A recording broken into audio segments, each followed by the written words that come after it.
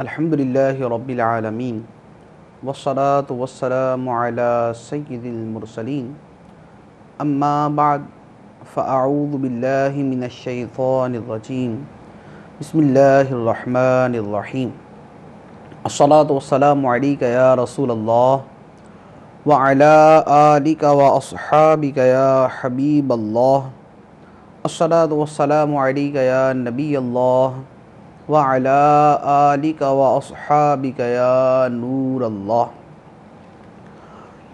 حضرت فضالہ بن عبید رضی اللہ تعالی عنہ سے روایت ہے، فرماتے ہیں سرکار دو عالم صلی اللہ تعالی علیہ وآلہ وسلم نے ایک شخص کو دعا مانگتے ہوئے سنا۔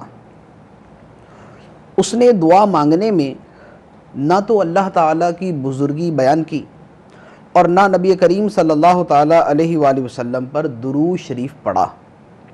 نبی کریم صلی اللہ تعالیٰ علیہ وآلہ وسلم نے اس نمازی سے ارشاد فرمایا، اے نمازی، تو نے بڑی جلدی کی۔ پھر سرکار دو عالم صلی اللہ تعالیٰ علیہ وآلہ وسلم نے صحابہ کرام کو اس کا طریقہ ارشاد فرمایا۔ پھر نبی کریم صلی اللہ تعالیٰ علیہ وآلہ وسلم نے ایک اور شخص کو دعا مانگتے ہوئے سنا۔ اس نے اللہ تعالیٰ کی حمد و ثنا کی اور سرکار دو عالم صلی اللہ تعالیٰ علیہ وآلہ وسلم پر درود پاک پڑھا۔ نبی کریم صلی اللہ تعالیٰ علیہ وآلہ وسلم نے ارشاد فرمایا، ادعو تجب وسل تعطا، فرمایا دعا کر تیری دعا قبول کی جائے گی اور مانگ تجھے عطا کیا جائے گا۔ صلو علی الحبیب صلی اللہ تعالی علی سیدنا محمد صلی اللہ علیہ وسلم۔ فیضان قرآن کے آج کے اس سلسلے میں ہم سورہ بقرہ کی آیت نمبر 97 سے تفسیر قرآن سنیں گے۔ اللہ عز و جل ارشاد فرماتا ہے، قل من کان عدوا لجبریل فإنہ نزلہ علی قلبک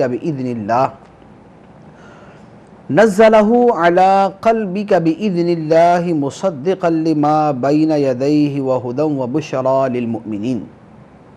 اے حبیب، تم فرما دو جو کوئی جبرائیل کا دشمن ہو تو ہو، بس بے شک اس نے تو تمہارے دل پر اللہ کے حکم سے قرآن اتارا ہے جو اپنے سے پہلے موجود کتابوں کی تصدیق فرمانے والا ہے اور ایمان والوں کے لیے ہدایت اور بشارت۔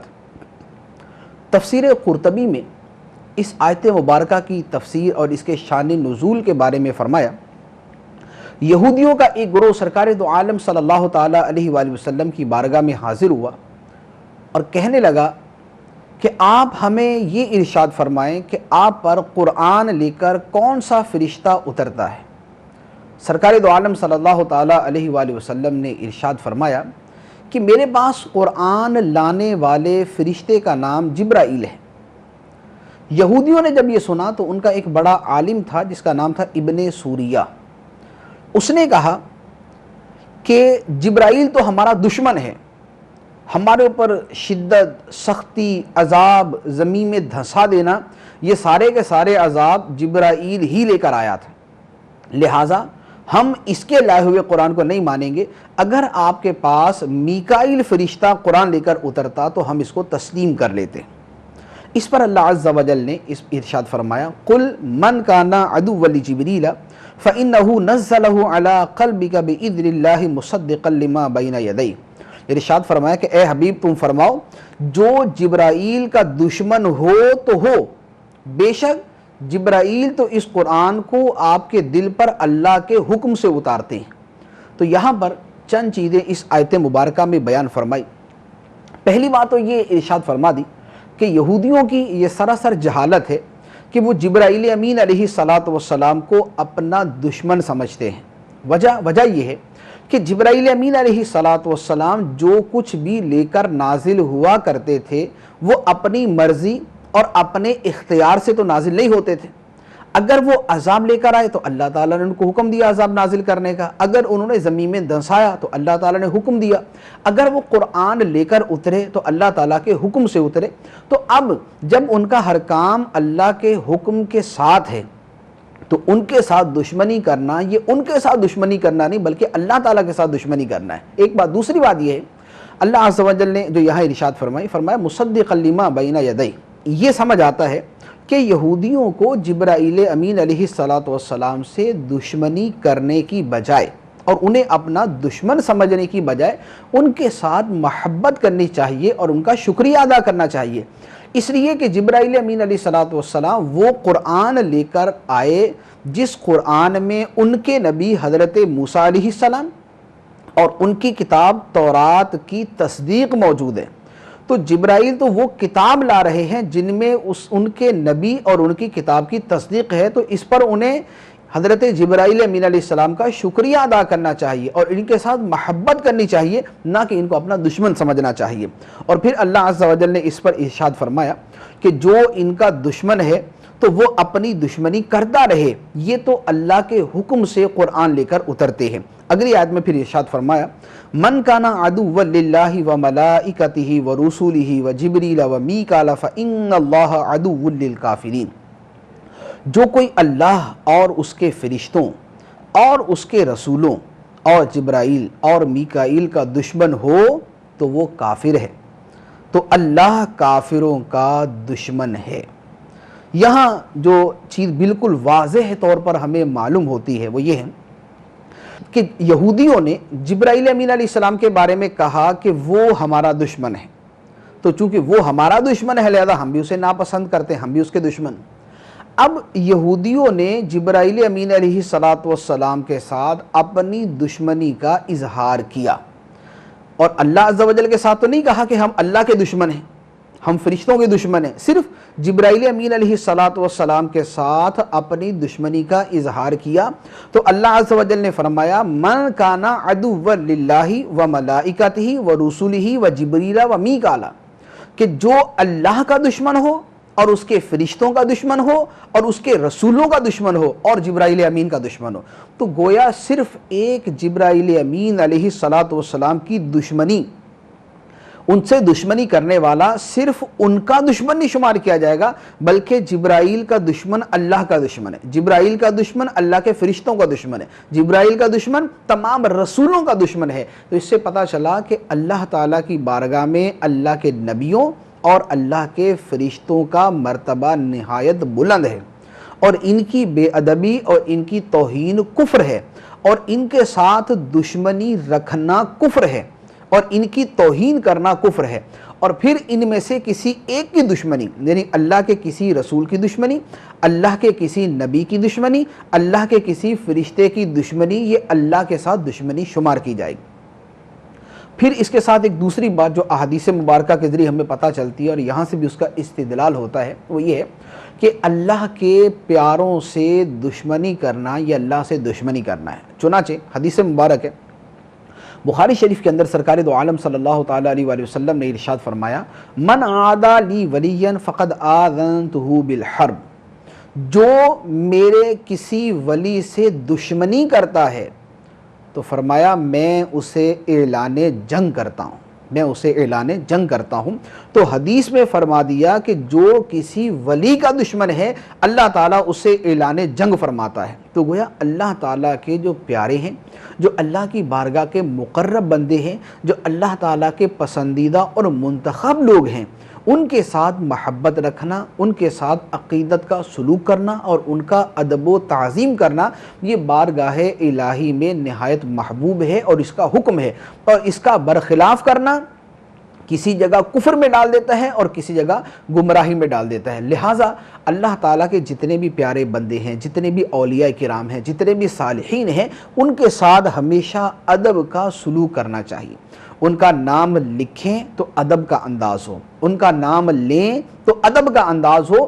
بزرگان دین کا نام اس انداز میں نہ لیا جائے جس طرح زید، عمر، بکر، خالد اور ہم ایک دوسرے کا نام لیتے ہیں۔ تو اللہ تعالیٰ ہمیں اپنے پیاروں کا ادب اور ان کی تعظیم کی توفیق عطا فرمائے۔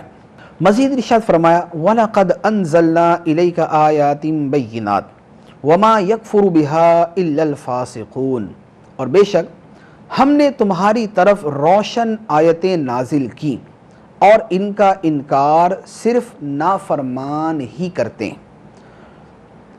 یہاں سرکار دو عالم صلی اللہ تعالیٰ علیہ وآلہ وسلم سے خطاب فرمایا کہ ہم نے اے حبیب صلی اللہ علیہ وسلم تمہاری طرف روشن آیتیں نازل فرمائی، تو ان کا انکار صرف نافرمان لوگ ہی کرتے ہیں۔ یہاں جو نافرمان ہیں اس سے مراد کفار اور منافقین، کیونکہ قرآن کا انکار کرنے والا گروہ یہ ہے۔ مسلمان بے عملی کی اگرچہ کسی بھی انتہا کو پہنچ جائے لیکن وہ نافرمانی کے اس زمرے میں نہیں آتا کہ وہ اس کا انکار کرنے والا شمار کیا جا سکے۔ پھر ارشاد فرمایا أَوَكُلَّمَا عَاهَدُوا عَهْدًا نَبَذَهُ فَرِيقٌ مِّنْهُمْ بَلْ أَكْثَرُهُمْ لَا يُؤْمِنُونَ، اور جب کبھی انہوں نے کوئی عہد کیا تو ان میں سے ایک گروہ نے اس عہد کو ویسے ہی پیٹھ پیچھے پھینک دیا، بلکہ ان میں سے اکثر اس عہد کو مانتے ہی نہیں۔ یہاں ایک خاص واقعے کا بیان بھی ہے اور ایک مجموعی طور پر بھی بیان کیا گیا۔ یہ آیت مالک بن سیف نامی ایک یہودی کے بارے میں نازل ہوئی۔ تفسیر قرطبی میں ہے، سرکار دو عالم صلی اللہ تعالیٰ علیہ وآلہ وسلم نے جب یہودیوں کو وہ عہد یاد دلایا جو اللہ تعالیٰ نے تورات مقدس میں سرکار دو عالم صلی اللہ علیہ وآلہ وسلم کے بارے میں لیا تھا کہ جب یہ تشریف لائیں تو ان پر ایمان لانا ہے، تو ابن سیف، مالک بن سیف یہودی جس کا یہاں پر بیان ہوا، تو اس نے اس عہد کے وجود ہی سے انکار کر دیا۔ اس نے سرکار دو عالم صلی اللہ علیہ وسلم سے کہہ دیا کہ ہماری کتاب میں ایسا کوئی عہد موجود ہی نہیں ہے جس کے اندر یہ بیان کیا گیا ہو کہ آپ کے اوپر ایمان لانا ہے۔ تو اللہ عز و جل نے اس کے بارے میں ارشاد فرمایا أَوَكُلَّمَا عَاهَدُوا عَهْدًا، کہ جب کبھی انہوں نے کوئی عہد کیا، نَبَذَهُ فَرِيقٌ مِّنْهُمْ، تو ان میں سے ایک گروہ نے اس عہد کو پیٹھ پیچھے پھینک دیا، اس عہد کو ویسے ہی پھینک دیا، بل اکثرهم لا یؤمنون، بلکہ ان میں سے اکثر اس عہد کو مانتے ہی نہیں۔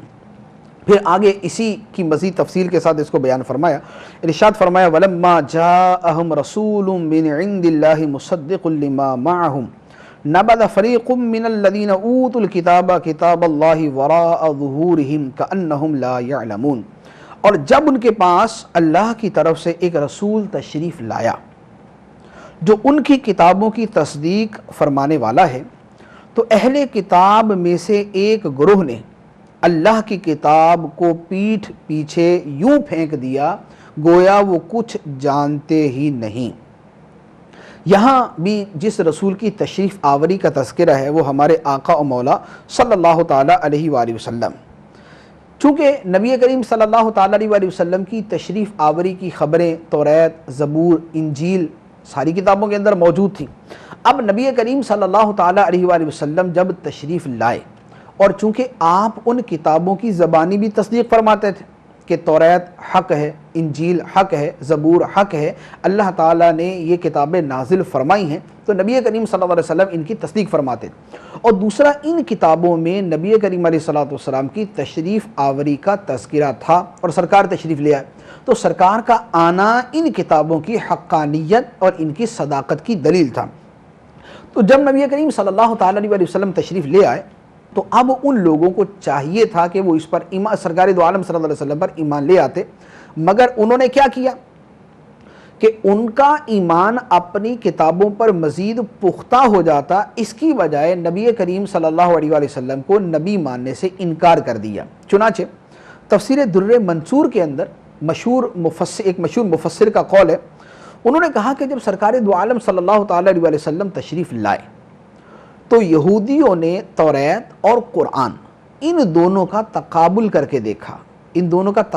کے دیکھا کہ یہ دونوں کتابیں ایک دوسرے کی تصدیق کرتی ہیں، ایک دوسرے کے مطابق ہیں۔ یعنی جب ان کو یہ معلوم ہوا کہ تورات اور قرآن یہ دونوں ایک دوسرے سے بالکل متفق ہیں، تو اب بجائے اس کے کہ وہ قرآن کو مان لیتے، کیونکہ قرآن تورات کے بالکل مطابق ہے، تو قرآن کی تصدیق کرنے کے بجائے انہوں نے تورات کا بھی انکار کر دیا، یعنی اپنی کتاب سے بھی وہ منکر ہو گئے۔ تو اسی کو یہاں پر فرمایا کہ جب ان کے پاس اللہ کی طرف سے کوئی رسول تشریف لاتا ہے جو ان کے پاس موجود کتابوں کی تصدیق کرنے والا ہے، نبذ فریق من الذین اوتوا الکتاب، تو جن لوگوں کو کتاب دی گئی ہے انہوں نے اللہ کی کتاب کو وراء ظہورہم، اپنی پشتوں کے پیچھے پھینک دیا، اپنے پشت پیچھے اس کو بھی پھینک دیا، یعنی اپنے پاس موجود کتاب کا بھی انکار کر دیا۔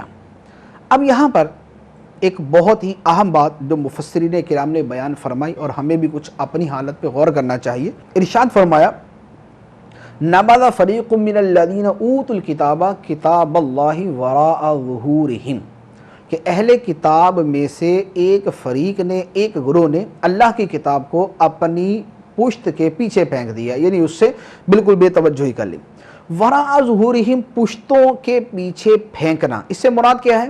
اس سے مراد مفسرین کرام نے بیان فرمایا کہ اللہ کی کتاب کی طرف بے التفاتی کرنا، یعنی اس کی طرف توجہ نہ کرنا، اس کی طرف توجہ نہ کرنا، یہ ان کتابوں کو پس پشت پھینک دینے کے مترادف۔ اب یہاں پر ایک کلام حضرت سفیان بن عیینہ رضی اللہ تعالی عنہ سے مروی ہے، مشہور محدث ہے، تفسیر جمل کے اندر یہ مروی ہے۔ حضرت سفیان بن عیینہ رضی اللہ تعالی عنہ فرماتے ہیں کہ یہودیوں نے تورات کو ریشمی غلافوں میں سونے چاندی کے ساتھ مزین کر کے رکھ لیا۔ یہودیوں نے تورات کو ریشمی غلافوں میں سونے چاندی کے ساتھ مزین کر کے رکھ لیا اور اس کے احکام کو نہ مانا۔ تو اپنی کتاب کی ظاہری تعظیم بہت زیادہ کی، ریشمی غلاف چڑھا دیے، سونے چاندی کے ساتھ اس کو مزین کر دیا، لیکن جو اس کتاب اللہ میں لکھا ہوا تھا اس کو ماننے سے انکار کر دیا۔ اب یہاں پر دو چیزیں، ایک تو ہے انکار کرنا یعنی تسلیم نہ کرنا، یہ تو سیدھا سیدھا کفر کے اندر آ جاتا ہے۔ دوسرا ہے کتاب اللہ میں جو لکھا ہوا ہے اس پر عمل نہ کرنا، اور یہ بھی کتاب اللہ کو پس پشت ڈالنے کے مترادف ہے۔ اب ہم اپنی حالتوں پر غور کریں۔ ہمارے گھروں کے اندر قرآن پاک کے بڑے نفیس، بڑے عمدہ، بڑے خوبصورت، مہنگے قسم کے آرٹ پیپر کے اوپر چھپے ہوئے اور خوبصورت غلافوں کے اندر لپٹے ہوئے قرآن پاک رکھے ہوتے ہیں۔ ہماری الماریاں سجی ہوئی ہیں، کوئی مسلمان ایسا نہیں ملے گا کہ جس کے گھر میں قرآن پاک موجود نہ ہو، لیکن وہ قرآن پاک جیسا موجود ہے ویسے کا ویسا ہی موجود ہوتا ہے، نہ اس کا غلاف کھلتا ہے، نہ اس کے اوراق پلٹے جاتے ہیں، نہ اس کے صفحات کھلتے ہیں، نہ اس کو پڑھنے کی کسی کو توفیق ہوتی ہے۔ ایک زمانہ تھا کہ گھروں کے اندر قرآن پاک بڑے ذوق شوق کے ساتھ پڑھا جاتا تھا، لیکن اب معاشرہ جس نہج کو پہنچ چکا ہے اور جس حد کو کراس کر چکا ہے وہ کیا ہے؟ وہ یہ ہے کہ مہینوں برسوں گزر جاتے ہیں لیکن قرآن پاک کو کھولنے کی توفیق نہیں ہوتی۔ قرآن پاک کی چھپائی عمدہ، قرآن پاک کی لکھائی اعلیٰ، قرآن پاک کے نسخے شاندار، قرآن پاک کی قیمت مہنگی، سب کچھ موجود ہے، لیکن اس قرآن کو کھولنے کی توفیق نہیں۔ حالانکہ قرآن پاک کا حق ہے اس کو پڑھا جائے، اس کو دیکھا جائے، اس کو سمجھا جائے، اس پر عمل کیا جائے، اسے دوسروں تک پہنچایا جائے، یہ سارے کے سارے قرآن پاک کے حقوق ہیں، لیکن ہم نے پس پشت کیسے ڈالا ہوا ہے؟ ہمارا پس پشت ڈالنا جو ہے وہ شاید دوسری اقوام سے کم نہیں۔ ہمیں اولاً قرآن پڑھنا نہیں آتا، دوسرے نمبر پہ قرآن پڑھنا آتا ہے تو پڑھتے نہیں، تیسرے نمبر پہ پڑھتے ہیں تو سمجھتے نہیں، چوتھے نمبر پہ سمجھتے ہیں تو اس پہ عمل نہیں کرتے، عمل کرتے ہیں تو دوسروں تک نہیں پہنچاتے۔ تو جب قرآن پاک کو یوں جو ہے وہ ہجرہ مہجورہ کر کے رکھا ہوا ہے اور اس کو کل متروک کر دیا اور اس کی طرف اب دیکھنا تک بھی ہماری عادتوں سے نکل چکا ہے، تو اب اللہ تعالیٰ سے کس طرح کی عزت کے طلبگار ہیں؟ تو کسی نے کیا خوب کہا، وہ معزز تھے زمانے میں مسلمان ہو کر اور ہم خار ہوئے تارک قرآن ہو کر۔ تو قرآن پاک کو ترک کرنا یہ تقریباً ہماری عادات میں شامل ہو چکا۔ تو ہر مسلمان پر لازم ہے کہ قرآن پاک پڑھنا سیکھے اور سیکھ کر اس کو پڑھے، قرآن پاک کی تلاوت کرنا اپنی زندگی کا معمول بنائے۔ صحابہ کرام جس طرح راتوں کو اٹھ اٹھ کر تلاوت کیا کرتے تھے، رات کو نوافل پڑھتے اس میں تلاوت کرتے، تہجد پڑھتے اس میں تلاوت کرتے، نمازیں پڑھتے نمازوں میں لمبی لمبی سورتوں کی تلاوت کرتے تھے، تو کم از کم ہمیں جتنی توفیق ہے اتنا تو قرآن پاک پڑھیں۔ تو جس طرح ہمارے مدنی انعامات کے اندر ہے کہ قرآن پاک کا کچھ نہ کچھ حصہ، ایک رکوع جو ہے وہی جو ہے وہ ترجمہ تفسیر کے ساتھ سمجھ کے پڑھ لیا جائے، اتنا قرآن پاک پڑھنا بھی ہماری زندگی میں شامل ہو جائے مستقل طور پر، تو انشاءاللہ ہماری زندگی میں انقلاب آ جائے اور ہم قرآن پاک کے ساتھ تعلق رکھنے والوں میں شامل ہو جائیں۔ تو ایسا نہ ہو کہ ان گروہوں کے مشابہ ہم ہو جائیں کہ جن کے بارے میں فرمایا گیا کہ انہوں نے اللہ کی کتاب کو اپنے پسے پشت ڈال دیا، اپنی پیٹھوں کے پیچھے پھینک دیا۔ اسی سے ایک اور مسئلہ ہے، ضمنی طور پہ عرض کرتا ہوں کہ قرآن پاک کی طرف پیٹھ نہیں کرنی چاہیے۔ قرآن پاک اگر رکھا ہوا ہے تو اس کی طرف پیٹھ نہیں کرنی چاہیے، کہ ظاہری طور پر یہ بھی بے التفاتی اور بے توجہی کی ایک علامت ہے اور قرآن پاک کے آداب کے خلاف ہے۔ تو اس لیے دیکھنے میں بھی آیا ہے الحمدللہ کہ مسلمان قرآن پاک کی اس طرح تعظیم کرتے ہیں کہ ان کی طرف پیٹھ نہیں کرتے۔ دوسری بات، ایک اور بات کہ جن لوگوں کے پاس کتاب اللہ یعنی تورات موجود تھی، انہوں نے جب تورات پر عمل نہ کیا تو اللہ تعالیٰ نے کیا فرمایا؟ کأنہم لا یعلمون، گویا کہ وہ جاہل ہے۔ کأنہم لا یعلمون، گویا کہ وہ جانتے نہیں، گویا کہ وہ جاہل ہے۔ تو پتہ چلا کہ جن لوگوں کے پاس کتاب اللہ موجود ہے اور وہ پھر اس کتاب اللہ کی طرف توجہ نہیں کرتے اور اسے پسے پشت ڈالتے ہیں، تو اللہ کی بارگاہ میں وہ جاہلوں کی طرح ہے، بلکہ حقیقتاً ایسا آدمی جاہلوں سے بھی بدتر ہوتا ہے۔ اس کے بعد اللہ تعالیٰ نے ایک تاریخی واقعے کی طرف اشارہ فرمایا، اس کو بلکہ صراحت کے ساتھ بیان فرمایا ہے۔ ارشاد فرمایا وَاتَّبَعُوا مَا تَتْلُو الشَّيَاطِينُ عَلَى مُلْكِ سُلَيْمَانَ وَمَا كَفَرَ سُلَيْمَانُ وَلَكِنَّ الشَّيَاطِينَ كَفَرُوا يُعَلِّمُونَ النَّاسَ السِّحْرَ وَمَا أُنزِلَ عَلَى الْمَلَكَيْنِ بِبَابِلَ هَارُوتَ وَمَارُوتَ وَمَا يُعَلِّمَانِ مِنْ أَحَدٍ حَتَّى يَقُولَا إِنَّمَا نَحْنُ فِتْنَةٌ فَلَا تَكْفُرْ فَيَتَعَلَّمُونَ مِنْهُمَا مَا يُفَرِّقُونَ بِهِ بَيْنَ الْمَرْءِ وَزَوْجِهِ وَمَا هُمْ بِضَارِّينَ بِهِ مِنْ أَحَدٍ إِلَّا بِإِذْنِ اللَّهِ وَيَتَعَلَّمُونَ مَا يَضُرُّهُمْ وَلَا يَنْفَعُهُمْ وَلَقَدْ عَلِمُوا لَمَنِ اشْتَرَاهُ مَا لَهُ فِي الْآخِرَةِ مِنْ خَلَاقٍ وَلَبِئْسَ مَا شَرَوْا بِهِ أَنفُسَهُمْ لَوْ كَانُوا يَعْلَمُونَ۔ اور یہ سلیمان کے عہد حکومت میں اس جادو کے پیچھے پڑ گئے جو شیاطین پڑا کرتے تھے، اور سلیمان نے کفر نہ کیا بلکہ شیطان کافر ہوئے جو لوگوں کو جادو سکھاتے تھے۔ اور یہ تو اس جادو کے پیچھے بھی پڑ گئے تھے جو بابل شہر میں دو فرشتوں ہاروت اور ماروت پر اتارا گیا تھا، اور وہ دونوں کسی کو کچھ نہ سکھاتے جب تک یہ نہ کہہ لیتے کہ ہم تو صرف لوگوں کا امتحان ہیں۔ تو اے لوگو، تم اپنا ایمان ضائع نہ کرو۔ وہ لوگ ان فرشتوں سے ایسا جادو سیکھتے جس کے ذریعے مرد اور اس کی بیوی میں جدائی ڈال دیں، حالانکہ وہ اس کے ذریعے کسی کو اللہ کے حکم کے بغیر کوئی نقصان نہیں پہنچا سکتے تھے، اور یہ ایسی چیز سیکھتے تھے جو انہیں نقصان دے اور انہیں نفع نہ دے، اور یقیناً انہیں معلوم ہے کہ جس نے یہ سودا لیا ہے آخرت میں اس کا کچھ حصہ نہیں، اور انہوں نے اپنی جانوں کا کتنا برا سودا کیا ہے۔ اگر یہ جانتے تو جادو نہ سیکھتے۔ یہ سورہ بقرہ کی آیت نمبر 102 ہے۔ اس میں اللہ عز و جل نے کئی امور بیان فرمائے۔ پہلے نمبر پر تو یہ فرمایا، یہودیوں کی ایک حالت کا بیان کیا کہ حضرت سلیمان علیہ السلام کے عہد میں یہ جادو سیکھنے کے پیچھے پڑ گئے۔ شان نزول کے اندر تفسیر روح المعانی اور دیگر تفاسیر کے اندر ہے کہ حضرت سلیمان علیہ السلام کے زمانے میں بنی اسرائیل نے جادو سیکھنا شروع کیا۔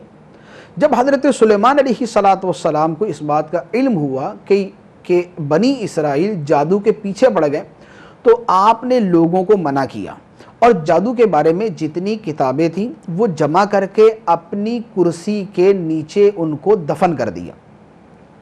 اب زمانہ گزر گیا، جب حضرت سلیمان علیہ السلام کا وصال ہوا تو حضرت سلیمان علیہ السلام کے وصال کے بعد شیاطین نے کرسی کے نیچے دفن ان کتابوں کو نکالا اور لوگوں سے یہ کہنا شروع کیا کہ حضرت سلیمان علیہ السلام ان کتابوں کی وجہ سے اور اس جادو کے زور پر جنوں پر حکومت کیا کرتے تھے، اور وہ جو اتنی عظیم سلطنت چلاتے تھے اس کے اندر اس جادو کا حصہ تھا۔ اب لوگوں نے جب یہ سنا کہ حضرت سلیمان علیہ السلام جادو کے زور پہ اتنی بڑی سلطنت چلاتے تھے، تو اب وہ بھی اس جادو کے سیکھنے کے پیچھے پڑ گئے۔ بنی اسرائیل کے اندر جو صلحاء، جو نیک لوگ تھے، انہوں نے اپنی قوم کو منع کیا اور حضرت سلیمان علیہ السلام کا دفاع کیا، لیکن لوگوں نے جادو سیکھنا شروع کیا اور معاذ اللہ حضرت سلیمان علیہ السلام پر بھی ملامت کرنا شروع کر دی اور ان پر اعتراض کرنا شروع کر دیا اور ان کو ایک جادوگر کے طور پہ مشہور کر دیا۔ یہ اس زمانے سے لے کر سرکار دو عالم صلی اللہ تعالیٰ علیہ وآلہ وسلم کے زمانے تک سلسلہ جاری رہا۔ پھر نبی کریم صلی اللہ تعالیٰ علیہ وآلہ وسلم تشریف لائے تو اللہ تبارک و تعالیٰ نے سرکار دو عالم صلی اللہ تعالیٰ علیہ وآلہ وسلم کے ذریعے حضرت سلیمان علیہ السلام کی براءت کا اظہار فرمایا اور بتا دیا کہ حضرت سلیمان علیہ السلام اس فعل شنی کے اندر مبتلا نہ تھے۔ چنانچہ یہاں پر اسی کو بیان فرمایا کہ وما کافر سلیمان نے کفر نہیں کیا، ولیکن الشیاطین کفروا، بلکہ شیطانوں نے کفر کیا تھا جو لوگوں کو جادو سکھاتے تھے۔ تو سلیمان علیہ السلام کی برات کا اظہار فرمایا۔ یہاں پر کئی چیزیں جو ہے وہ ہمیں یہاں سے معلوم ہوتی ہیں۔ پہلے نمبر پر تو اس آیت مبارکہ کے اندر جادو کا تذکرہ ہے۔ جادو کیا ہوتا ہے؟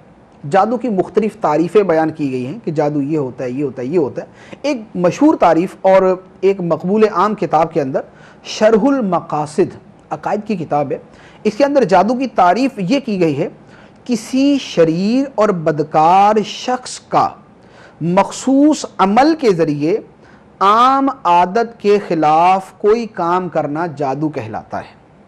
تو گویا یہاں پر جو تین چیزیں یہاں پر ہیں۔ نمبر ایک، جادو جو ہے وہ کسی نیک آدمی سے نہیں ہوگا بلکہ شریر اور بدکار سے ہوگا۔ تو جو جادو کرے وہ لازمی طور پہ بدکار اور شریر ہے کہ جادو کرنے کا فعل ہی اس کی جو ہے وہ شرارت اور اس کے شر کے اوپر دلالت کرتا ہے۔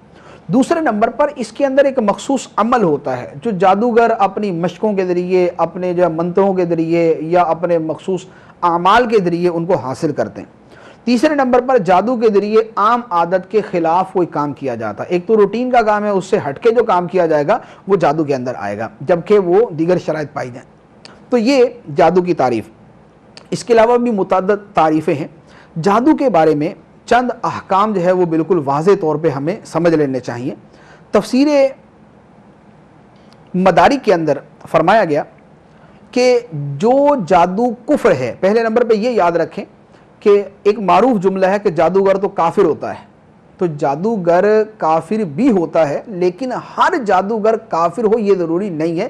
وجہ یہ ہے کہ جادو بذات خود کفر نہیں ہے، بلکہ جادو کے اندر جو کفریہ جملے یا کفریہ اعمال کیے جاتے ہیں، جیسے بت کو سجدہ کرنا، سورج کو سجدہ کرنا یا اس طرح کے جو کام کیے جاتے ہیں، یہ چیزیں اصل میں کفر ہیں۔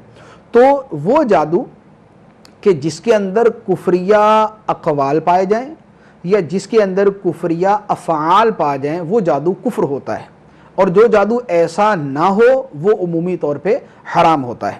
تو اب یہاں پر تفسیر مدارک کے اندر جادو کے بارے میں جو احکام بیان فرمائے گئے، فرمایا کہ جو جادو کفر ہے اس کا عمل کرنے والا یعنی ایسا جادوگر اگر مرد ہو تو اسے قتل کر دیا جائے گا۔ اس کا حکم شرعی یہ ہے کہ حاکم اسلام اسے قتل کر دے۔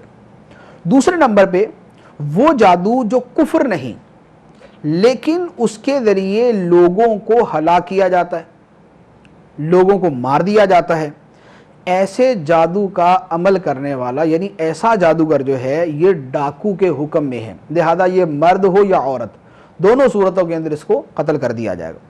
تیسرے نمبر پہ جادو کا ایک حکم کہ جادوگر اگر توبہ کر لے تو اس کی توبہ مقبول ہے۔ جادوگر اگر اپنے جادو سے توبہ کرتا ہے، اپنے اس فعل سے توبہ کرتا ہے تو اس کی توبہ اللہ کی بارگاہ میں مقبول ہے۔ اب اس کے بعد یہاں پر آیت مبارکہ میں جو اور چیزیں ارشاد فرمائیں، ایک تو ارشاد فرمایا کہ وما انزل علی الملکین ببابل ہاروت و ماروت، کہ یہ لوگ اس جادو کے پیچھے بھی پڑ گئے تھے جو دو فرشتوں پر بابل میں اترا، بابل کے اندر اترا، ہاروت اور ماروت نامی فرشتوں پر۔ یہاں پر یہ بات دین میں رکھیں کہ ہاروت اور ماروت یہ دو فرشتے تھے۔ اللہ عز و جل نے لوگوں کی آزمائش کے لیے ان فرشتوں کو نازل فرمایا، اور یہ فرشتے لوگوں کو آ کر جادو سکھاتے، یعنی انہوں نے آ کے لوگوں کو بتا دیا کہ ہمیں جادو آتا ہے، اب لوگوں نے سیکھنے کے لیے رجوع کیا۔ تو یہ چونکہ اللہ تعالیٰ کی طرف سے آزمائش کے طور پہ نازل کیے گئے تھے کہ لوگوں کا امتحان لیا جائے، تو یہ لوگوں کو واضح طور پر یہ فرما دیا کرتے تھے کہ انما نحن فتنۃ، کہ ہم آزمائش ہیں، ہمیں لوگوں کی آزمائش کے لیے بھیجا گیا ہے، فلا تکفر، تو کفر نہ کر، یعنی سیکھنے والے سے بول دیتے کہ تو کفر نہ کر، اللہ تعالیٰ نے ہمیں آزمائش کے لیے نازل فرمایا۔ یہ ہے ان فرشتوں کی اصل حقیقت ہاروت اور ماروت کے بارے میں۔ اب اس کے بارے میں کتابوں کے اندر بہت سے عجیب و غریب اور بہت سے غلط قصے جو ہے وہ مروی ہیں۔ ان تمام قصوں کے بارے میں مفسرین میں جو محقق مفسرین ہیں، ان سب نے یہ ارشاد فرمایا کہ وہ سارے کے سارے قصے باطل اور مردود ہیں، جن میں فرشتوں کی عصمت اور ان کی پاک دامنی پر حرف آتا ہے۔ فرشتوں کے بارے میں ہمارا عقیدہ کیا ہے؟ فرشتوں کے بارے میں ہمارا عقیدہ وہ ہے جو قرآن پاک کے اندر بیان فرمایا، لا یعصون اللہ ما امرہم، جو اللہ نے انہیں حکم دیا وہ اس کی نافرمانی نہیں کرتے، وَيَفْعَلُونَ مَا يُؤْمَرُونَ، اور فرشتے وہی کرتے ہیں جو انہیں حکم دیا جاتا ہے۔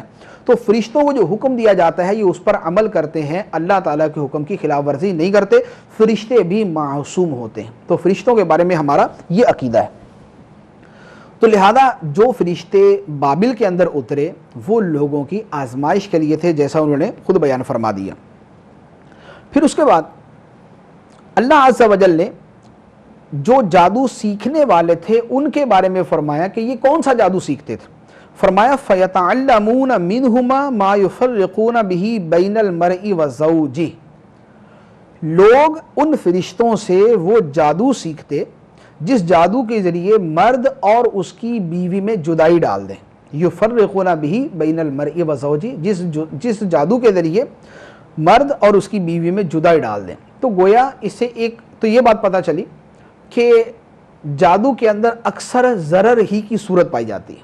دوسرے نمبر پہ جادوگر چونکہ شریر ہوتے ہیں لہذا وہ شر والی کام کرتے ہیں۔ تیسرے نمبر پہ میاں بیوی کے درمیان جدائی ڈالنا، یہ وہ فعل کبھی ہے جو صدیوں سے چلا آ رہا ہے، جو گزشتہ انبیاء کی امتوں سے جو ہے وہ چلتا آ رہا ہے۔ تو یہ شوہر اور اس کی بیوی کے درمیان جدائی ڈالنا اللہ کی بارگاہ میں سخت ناپسندیدہ ہے۔ جادو کے ذریعے جدائی ڈالنا، یا بہت سارے لوگ کوشش کرتے تعویذوں کے ذریعے کرنے کی، تو یہاں پر پھر آگے بہت سارے پہلو ہیں جن میں ہر پہلو ہی جو ہے وہ کلام کرنے کے قابل ہے۔ ایک تو یہ ہے کہ ہم کسی پر بدگمانی نہیں کر سکتے کہ اس نے ہمارے اوپر جادو کروایا یا فلاں کے اوپر جادو کروایا یا فلاں کے اوپر تعویذ کروا دی ہے کہ میاں بیوی کے اندر لڑائی ہوتی رہے، ایک تو یہ کسی پر بدگمانی نہیں کر سکتے۔ لیکن اس کے باوجود بہرحال ایسے لوگ موجود ہیں جو جادو کرواتے ہیں، جو تعویذ کرواتے ہیں، جو گنڈے کرواتے ہیں تاکہ میاں بیوی کے درمیان جدائی ہو جائے، گھروں کے اندر لڑائی ہو جائے، ان کے اندر فساد برپا ہو جائے۔ تو یہ سارے کے سارے لوگ فعل حرام کے مرتکب ہیں۔ سرکار دو عالم صلی اللہ تعالی علیہ وسلم نے ارشاد فرمایا کہ جو شخص میاں بیوی کے درمیان جدائی ڈالنے کی کوشش کرتا ہے کہ عورت کو بھڑکاتا ہے، یہ حدیث مبارکہ کا خلاصہ عرض کر رہا ہوں، جو بیوی کو بھڑکاتا ہے، جو عورت کو بھڑکاتا ہے، ایسا شخص جنت کی خوشبو بھی نہ پا سکے گا، ایسا شخص جنت کی خوشبو بھی نہ پائے گا۔ تو یہاں فرمایا کہ وہ لوگ اس قسم کا جادو سیکھتے۔ اب اس کے بعد ایک عقیدے کی وضاحت بھی یہاں پر بیان فرمائی۔ ارشاد فرمایا وَمَا هُمْ بِضَارِّينَ بِهِ مِنْ أَحَدٍ إِلَّا بِإِذْنِ اللَّهِ، اور وہ اس جادو کے ذریعے کسی کو نقصان نہیں پہنچا سکتے مگر اللہ کے اذن سے۔ وہ اس جادو کے ذریعے کسی کو نقصان نہیں پہنچا سکتے مگر اللہ کے اذن سے، اللہ کی اجازت سے، اللہ تعالیٰ کے حکم سے۔ یہاں اس آیت مبارکہ کے اس حصے سے جو ہمارے سامنے مسائل ہے وہ چند ایک جو نہایت ہی مفید ہے میں عرض کرتا ہوں۔ نمبر ایک، جادو کے ذریعے نقصان تو پہنچایا جاتا ہے، لیکن اللہ تعالیٰ نے فرمایا کہ جادو کے ذریعے بھی نقصان نہیں پہنچا سکتے مگر اللہ کے اذن سے، اللہ تعالیٰ کے حکم سے۔ تو پتہ چلا کہ مؤثر حقیقی اللہ تعالیٰ ہے، مؤثر حقیقی اللہ تعالیٰ ہے۔ اسباب کے اندر جو تاثیر ہے یہ اللہ تعالیٰ کے پیدا کرنے سے ہوتی ہے، اسباب میں تاثیر اللہ تعالیٰ کے پیدا کرنے سے ہوتی ہے۔ اگر یعنی اللہ تعالیٰ چاہتا ہے تو اس شے سے وہ اثر ظاہر ہوتا ہے، اگر اللہ تعالیٰ نہ چاہے تو اس شے سے وہ اثر ظاہر نہ ہو۔ جیسے آگ جلاتی ہے، پانی پیاس بجھاتا ہے، تلوار کاٹتی ہے، لیکن آگ کا جلانا، پانی کا پیاس بجھانا، تلوار کا کاٹنا، یہ تمام کی تمام اللہ تعالیٰ کے اذن سے ہے۔ اگر اللہ تعالیٰ نہ چاہے تلوار کاٹ نہیں سکتی، پانی پیاس نہیں بجھا سکتا اور آگ جلا نہیں سکتی۔ جیسے حضرت ابراہیم علیہ السلام کو آگ میں ڈالا گیا لیکن آگ نے نہیں جلایا، وجہ یہ ہے کہ مؤثر حقیقی اللہ تعالیٰ نے نہ چاہا۔ تو یہ عقیدہ ذہن نشین کر لینا چاہیے بطور خاص اس معاملے کے اندر کہ اشیاء کے اندر تاثیر حقیقی نہیں، مؤثر حقیقی اللہ تعالیٰ ہے۔ اللہ تعالیٰ نے اشیاء کے اندر عادتاً ایک تاثیر کی صورت پیدا فرما دی ہے تو اشیاء سے تاثیر کا ظہور ہوتا ہے۔ دوسرے نمبر پہ آیت مبارکہ سے یہ پتہ چلا کہ جادو کے اندر اثر ہے، اگرچہ جادو کے اندر کفریہ جملے ہوں لیکن تب بھی جادو کے اندر اثر ہوتا ہے۔ تبھی تو یہاں پر فرمایا کہ اس جادو کے ذریعے شوہر اور اس کی بیوی کے درمیان وہ جدائی ڈالا کرتے تھے۔ تیسرے نمبر پہ ایک اور اہم مسئلہ پتہ چلا کہ جب جادو کے اندر نقصان پہنچانے کی تاثیر ہے، جادو کے اندر نقصان پہنچانے کی تاثیر ہے تو قرآن کی آیتوں کے اندر شفا پہنچانے کی تاثیر ہے، اور جب جادوگر جادو کے ذریعے نقصان پہنچا سکتا ہے تو اللہ کا ولی کرامت کے ذریعے نفع بھی پہنچا سکتا ہے۔ تو اس چیز کو جو ہے وہ ہمیشہ مد نظر رکھنا چاہیے، اور یہ خود قرآن سے ثابت ہے۔ حضرت عیسیٰ علیہ السلام کا مردوں کو زندہ کرنا، اندھوں کو بینا کرنا، کوڑیوں کو شفا یاب کرنا، بیماروں کو تندرست کرنا، یہ سارے کے سارے کام جو ہے یہ بھی اللہ تعالیٰ کے اذن سے تھے۔ تو جادو کا اثر اللہ کے اذن سے لیکن شریر کی طرف سے، اور کرامت اور معجزے کا اثر اللہ کے اذن سے لیکن کرامت کا ولی کی طرف سے، اور معجزہ اللہ تعالیٰ کے نبی کی طرف سے۔ اس کے بعد اللہ عز و جل نے ارشاد فرمایا وَلَوْ أَنَّهُمْ آمَنُوا وَاتَّقَوْا لَمَثُوبَةٌ مِّنْ عِنْدِ اللَّهِ خَيْرٌ لَوْ كَانُوا يَعْلَمُونَ، اور اگر وہ ایمان لاتے اور پرہیزگاری اختیار کرتے تو اللہ کے یہاں کا ثواب بہت اچھا ہے اگر یہ جانتے۔ یہاں پر سرکار دو عالم صلی اللہ تعالیٰ علیہ وآلہ وسلم اور قرآن پاک پر ایمان لانے کے بارے میں بنی اسرائیل کو فرمایا گیا کہ بنی اسرائیل کے تمام اعمال اپنی جگہ، اور ان کے اندر اگر کسی قسم کی خوبیاں موجود ہوں دنیاوی اعتبار سے تو وہ اپنی جگہ، لیکن اگر یہ سرکار دو عالم صلی اللہ علیہ وآلہ وسلم پر ایمان لاتے اور پرہیزگاری اختیار کرتے تو اللہ کے ہاں کا ثواب ان کے لیے بہتر ہوتا اگر یہ جانتے۔ اللہ کے ہاں کا ثواب ان کے لیے کیوں بہتر ہوتا؟ اس لیے کہ اللہ تعالیٰ کے ہاں جو ثواب ہے اس میں اللہ کی رضا ہے، اللہ تعالیٰ کا قرب ہے، اللہ تعالیٰ کا عرفان ہے، اور پھر اللہ تعالیٰ کی جنت ہے، وہ دارالسلام، یہ ساری چیزیں اللہ تعالیٰ کی طرف سے ہیں۔ تو یہ چیزیں دنیا کے تمام مال و اسباب، تمام مال و متاع سے یقیناً افضل ہیں۔ تو دنیا کی نعمتوں کے مقابلے میں اللہ تعالیٰ نے جو جنت کے اندر ثواب رکھا ہے، وہاں کا ادنا سے ادنا جو وہاں کے اعتبار سے ہو وہ دنیا کی اعلیٰ سے اعلیٰ شے سے افضل ہے۔ تو ایمان لانا اور تقوی اختیار کرنا یہ سب کے لیے بہتر اور سب کے لیے افضل ہے۔ اللہ تبارک و تعالی ہمیں ایمان صحیح اور اعمال صالحہ کی توفیق عطا فرمائے، آمین بجاہ النبی الامین صلی اللہ تعالی علیہ وسلم۔